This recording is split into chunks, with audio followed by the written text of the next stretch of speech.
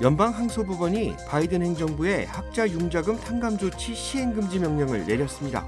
장기적으로 지연되거나 무산될 위기에 처했습니다. 빨래방을 운영하는 한인업주가 내뱉은 막말이 소셜미디어를 통해 빠르게 확산되고 있습니다. 사연이 무엇인지 취재했습니다. 재소자들의 개인정보를 도용해 실업급여를 빼돌린 한인 용의자가 유죄를 인정했습니다. 최대 종신형에 처해질 것이라는 전망입니다. 이웃집 개에게 공격을 당할 뻔한 6살 아이를 반려견이 구하는 사건이 벌어졌습니다. 해당 영상은 소셜미디어를 통해 빠르게 확산되고 있습니다. 한인 가정상담소가 아시아나돈과 가정을 위한 전문 입양기관으로 정식 승인을 받았습니다. 정통 한의에서 최고의 보약을 꼽으라고 한다면 단연 경옥고입니다. 동의보감은 몸을 보호하는 보약으로부터 출발하는데 그 동의보감의 첫 번째 처방도 바로 경옥고입니다. 하지만 여러분이 선택하실 수 있는 시중의 모든 경옥고가 비슷한 수준의 효능을 가진 것은 아니죠. 신만이 장석훈의 천종산삼 경옥고는 수십 년간 산삼 전문가로서의 경험과 노하우를 담아 만든 가장 높은 수준의 경옥고입니다.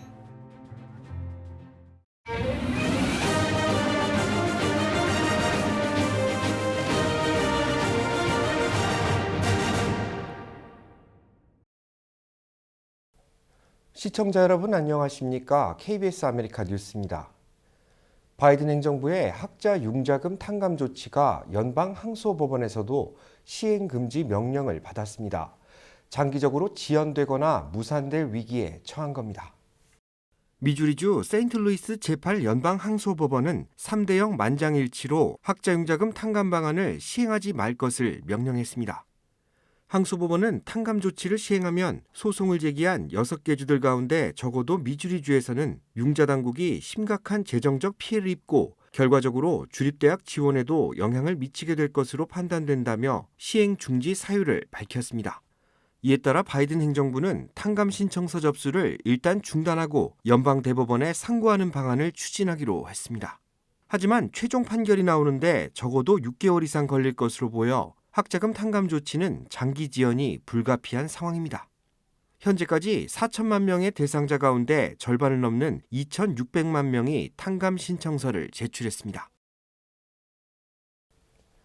항공기 취소나 지연으로 피해를 입은 고객들에게 6억 달러가 환불됩니다.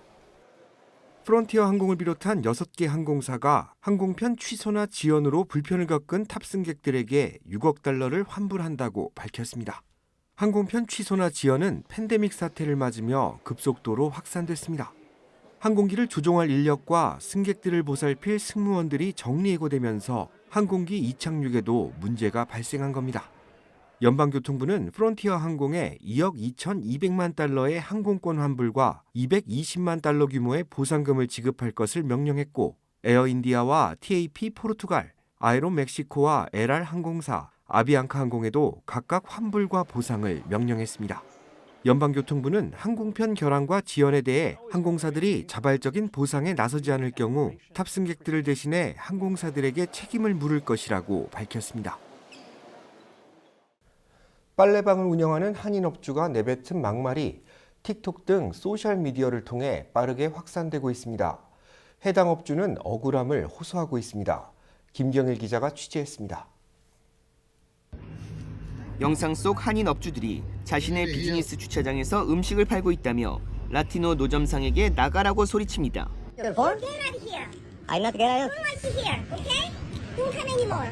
LA 지역에서 빨래방을 운영 중인 한인 업주는 노점상이 가게 입구에서 음식을 팔자 개인 비즈니스 주차장에서 판매하지 말라며 정중히 나가줄 것을 여러 번 요청했다고 말했습니다. 엔트리에서 거기서 스낵을 팔고 있더라고요. 그래서 내가 여기서 팔면 안 된다고 나가달라고 좋게 얘기를 했죠. 그랬더니 왜 안 되냐요. 또 가라고 계속 그래도 안 가는 거예요. 그래서 내가 사진을 그 비디오를 막 찍는 거예요. 하지 말라고. 그러니까 너무 화가 나더라고요. 하지 말는데 자꾸 그러니까. 경찰에 신고하는 장면이 나오는데 실제로 경찰에 신고하지 않았고 노점상을 겁주려 한 것이라고 설명했습니다. 영상 속 편집도 악의적이었다고 주장했습니다. 시비는 가게 입구부터 시작됐는데 공공장소인 인도에서 촬영된 영상만 올렸다는 겁니다. 한인업주는 노점상과의 작은 시비 정도로 생각해 CCTV 영상도 보관하지 않았지만 가게 앞에 인종차별이란 낙서 등 2차, 3차 피해가 계속되고 있다고 호소했습니다. 지금 어저께 또 와가지고 누구를 시켜가지고 낙서를 하게 만들고 그 다음에 비디오 촬영을 하고 절대 와서 남의 비즈니스 방해하고 순정 좀 불러줘라. 그러니까 여러 손님이 막 순정 부르고 난리가 났었죠. 한인업주와 노점상 문제로 보면 개인 비즈니스 주차장에서 불법 영업한 노점상의 잘못이 큰데 한인업주의 인종차별적 발언만 크게 부각되고 있습니다. Why? Yeah, why? Go to your country. Why? 침입을 한 것이죠. 그래서 주인이 나가라고 그랬었을 적에 안 나간 것 자체도 문제고, 그래서 이제 아무리 화가 났다 하더라도 주인이 상대방한테 인종차별적인 발언으로 네 나라로 돌아가라 그렇게 한다는 것 자체는 그 주인이 할 수가 없는 것이죠. 관련 영상은 이틀 만에 조회수 91만, 댓글 10,000개 이상이 달렸고 업소에서 다른 영상을 찍는 사람들도 늘어나면서 파장이 커지고 있습니다. KBS 뉴스 김경일입니다. 재소자들의 개인정보를 도용해 실업급여를 빼돌린 한인 용의자가 유죄를 인정했습니다. 최대 종신형에 처해질 것으로 보입니다. 재소자들의 개인정보를 빼돌려 550만 달러 상당의 부당 이득을 취득한 한인 에드워드 김 씨가 유죄를 인정했습니다. 김 씨는 지난 2020년 3월부터 9월까지 캘리포니아주 교도소에 수감된 재소자 23명의 개인정보를 도용하고 400여 건의 실업급여를 청구해 550만 달러 상당의 부당이득을 챙긴 혐의를 받고 있습니다. 김 씨는 라스베이거스에서 이루어진 교통위반 단속에서 덜미를 잡혔습니다. 경찰이 김 씨의 차 안에 있던 마약과 실업급여 서류들을 수상하게 여기며 본격적인 수사로 이어진 겁니다. 김 씨가 머물던 호텔에서는 실업급여 수당이 들어있는 직불카드 32장이 발견됐습니다. 경찰은 김 씨가 190만 달러 이상을 현금으로 인출해 사용한 것으로 파악하고 있습니다. 김 씨는 내년 3월 열리는 선고 공판에서 최소 10년형부터 최대 종신형에 처해질 수 있습니다.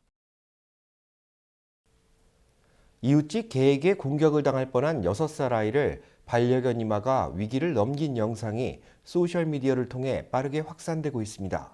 보도에 KBTV 김은지 기자입니다. 오늘 데일리메일 등 온라인 매체는 지난 8일 플로리다에 거주하는 6살 아이가 겪은 아찔한 경험을 보도했습니다.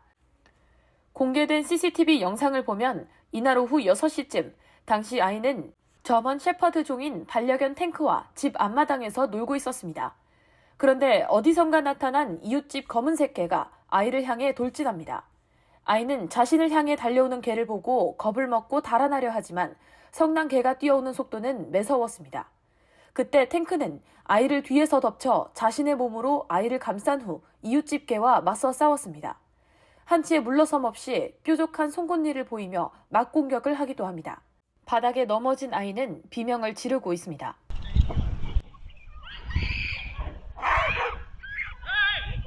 소리를 듣고 달려온 다른 반려견도 집에서 뛰쳐나와 이웃집 개와 맞서 싸우는데 합세했습니다. 탱크는 이웃집 개를 내쫓고 끝까지 경계했습니다. 아이의 부모는 아들이 그의 가장 친한 친구인 탱크와 뛰어놀던 도중 이런 일이 발생했다며 아이가 겁에 질려 울면서 내 품에 안겼고 이웃집 개는 주인으로 보이는 남성이 데려갔다고 설명했습니다. 또 다른 이웃집 개인 파란 코의 핏불도 차고에서 뛰쳐나오고 있었지만 그 역시 탱크가 주시하며 경계하고 있었다고 말했습니다.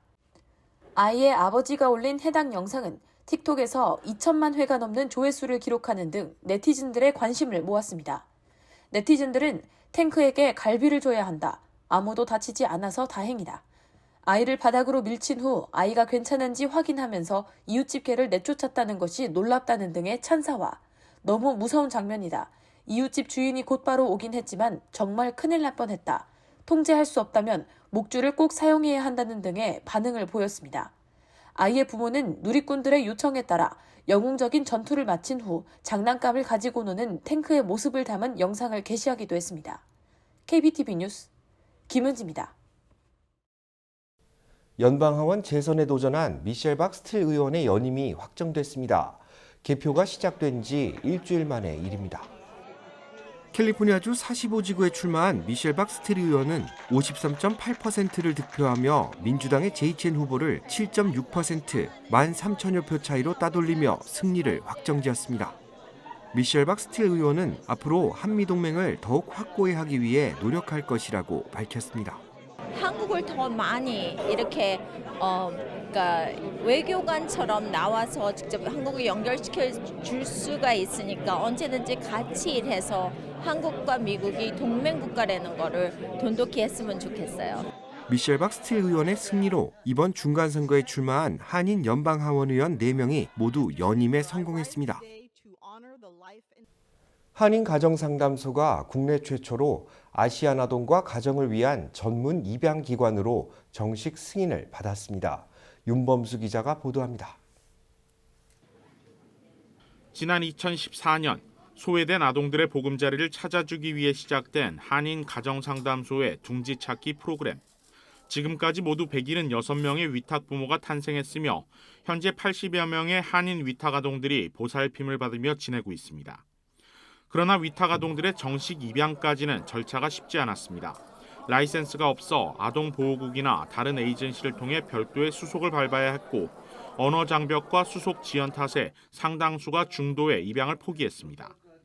입양을 보내고 싶은 분들은 예를 들어서 1년에 한 20명은 되는 것 같아요. 그만큼 연락이 오세요.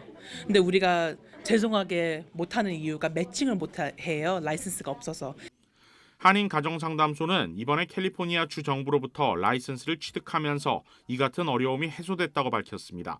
전국 3천여 곳의 입양기관 가운데 처음으로 아시안 아동과 입양 가정들을 대상으로 하는 전문 기관으로 거듭나게 된 것입니다.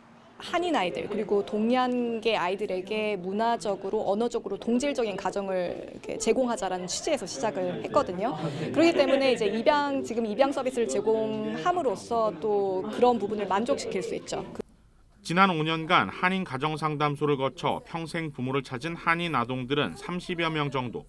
이번에 정식 입양 기간이 되면서 앞으로는 더 많은 아이들이 입양 부모의 품에 안길 수 있게 됐습니다.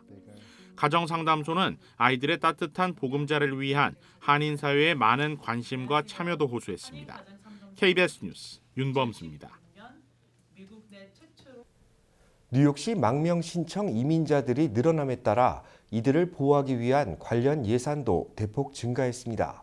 연간 6억 달러가량이 소요될 것으로 전망됩니다.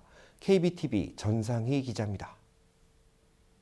뉴욕시 독립예산국은 뉴욕시 내 망명 신청자들을 위한 쉼터나 교육, 의료와 법률 서비스 지원에 드는 연간 비용이 최소 5억 9,600만 달러 이상 지출될 것으로 전망된다고 발표했습니다. 뉴욕시 당국은 현재까지 뉴욕시 내 망명 신청 이민자들의 규모가 최소 2만 4천 명 이상이 될 것으로 추산하고 있습니다. 지난 10월 기준 망명 신청자들의 대다수는 베네수엘라에서 탈출한 경우였는데 국경과 인접한 텍사스주를 통해 미국에 들어왔지만 공화당세가 강한 지역에서 벗어나 이민자 보호 정책이 우세한 뉴욕이나 뉴저지로 이동하는 경우가 많은 것으로 파악되고 있습니다. 뉴욕시는 망명 이민자 수요 폭발로 관련 비상사태를 선포하기도 했습니다. 특히 이민자 보호 쉼터 비용이 가장 큰 지출 항목을 차지하고 있는데 전체 예산의 90%에 가까운 4억 8,700만 달러가량이 들 것으로 추산됩니다.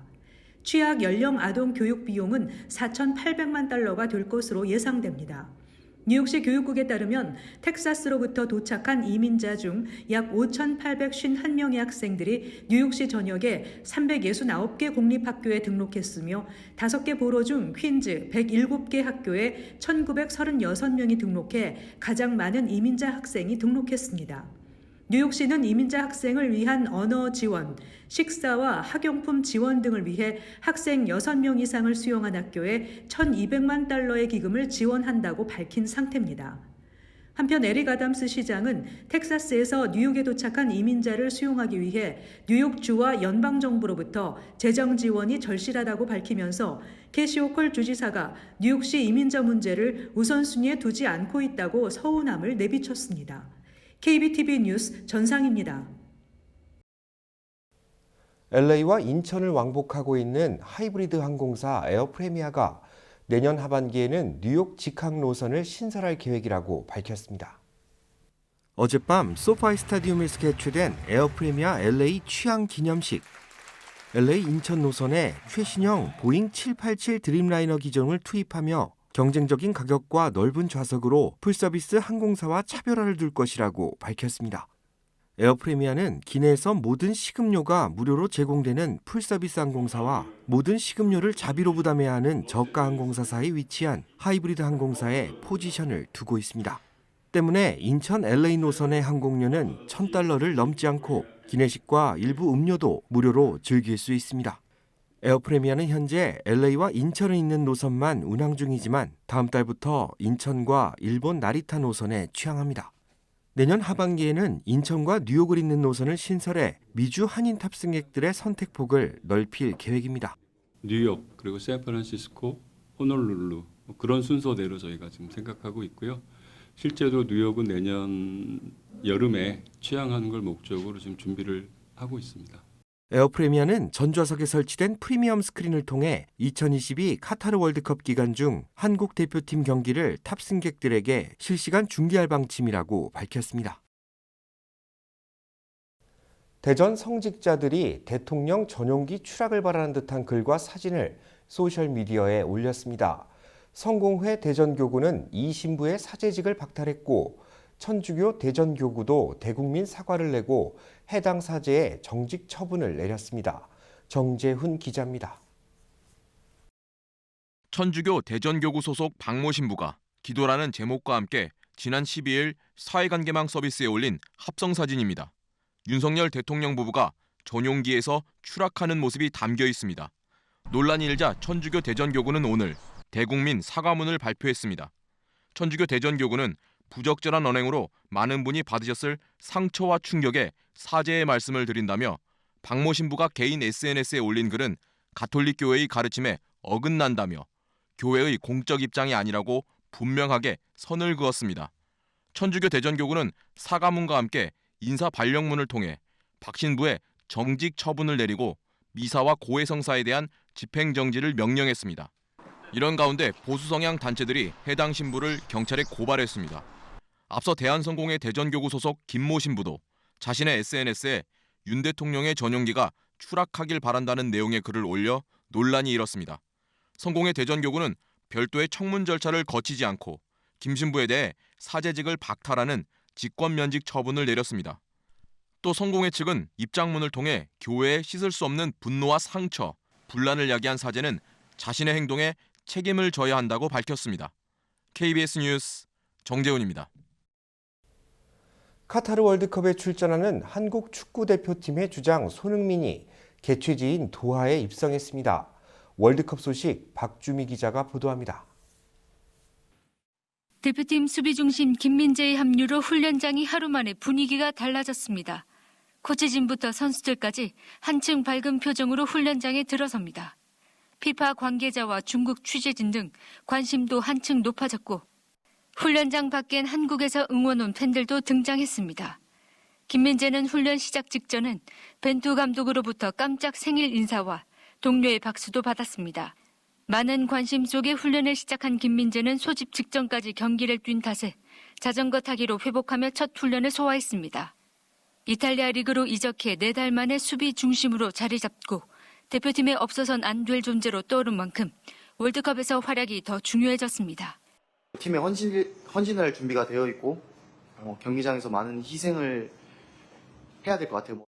김민재는 기자회견을 마치면서도 특유의 입담으로 분위기를 주도했습니다.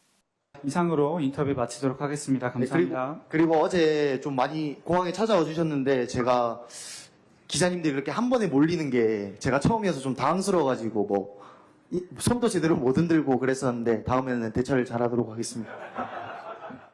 등번호 4번을 달고 활약을 다짐하는 김민재와 함께 상징 같은 7번을 품고 뛸 캡틴 손흥민이 조금 전 카타르에 입성했습니다.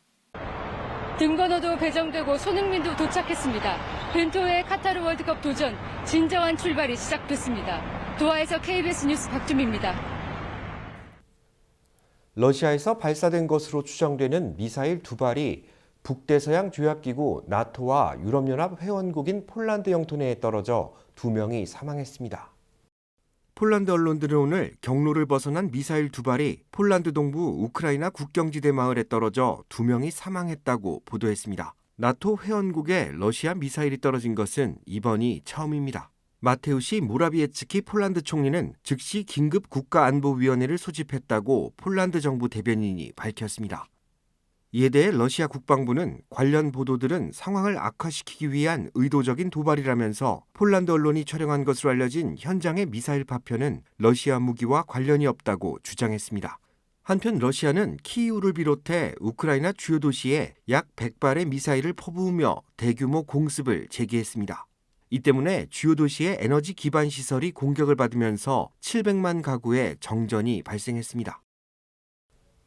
발리에서 열리고 있는 주요 20개국 정상회의에서 각국 정상들은 우크라이나 전쟁이 하루빨리 종식돼야 한다고 목소리를 높였습니다. 이정민 기자가 보도합니다. 주요 20개국 G20 정상회의에 참가한 정상들은 우크라이나 전쟁을 하루빨리 끝내야 한다며 러시아를 압박했습니다. 의장국인 인도네시아는 개막 연설부터 전쟁 종식 필요성을 압박했습니다. 러시아의 우크라이나 공격을 규탄하는 정상선언도 준비되고 있습니다. 초안은 러시아의 우크라이나 공격을 강하게 비판하고 러시아가 우크라이나 영토에서 완전히 무조건적으로 철수할 것을 요구하는 내용을 담고 있는 걸로 전해졌습니다. 특히 전쟁이 주민들은 물론 세계 경제를 악화하고 있다는 점도 강조할 걸로 알려졌습니다. 젤렌스키 우크라이나 대통령도 화상으로 회의에 참석해 지지를 당부했습니다. 그간 러시아에 대한 압박에 소극적이었던 중국과 인도도 전쟁을 끝내야 한다는 데는 동의한 걸로 알려졌습니다. 중국 관영 매체들은 시진핑 중국 주석이 마크롱 프랑스 대통령에게 중국은 우크라이나에서의 휴전과 평화회담을 지지한다는 뜻을 밝혔다고 보도했습니다. 다만 러시아의 반발에 중국, 인도도 선언문에 러시아 규탄이 담기는 데는 소극적이어서 초안엔 다른 평가도 있다는 내용도 함께 담겼습니다. 푸틴 대통령 대신 회의에 참석한 라브로프 러시아 외무장관은 회의가 정치화되고 있고 불공평하다며 반발했습니다. 이번 회의에선 여러 나라들이 러시아 대표와 사진 찍기를 꺼려해서 관례인 개막 사진 촬영도 없었습니다. 공동선언문의 최종 채택 여부와 내용도 좀 더 지켜봐야 합니다. 워싱턴에서 KBS 뉴스 이정민입니다. 정통 한의에서 최고의 보약을 꼽으라고 한다면 단연 경옥고입니다. 동의보감은 몸을 보호하는 보약으로부터 출발하는데 그 동의보감의 첫 번째 처방도 바로 경옥고입니다. 하지만 여러분이 선택하실 수 있는 시중의 모든 경옥고가 비슷한 수준의 효능을 가진 것은 아니죠. 10만이 장석군의 천종산삼 경옥고는 수십 년간 산삼 전문가로서의 경험과 노하우를 담아 만든 가장 높은 수준의 경옥고입니다.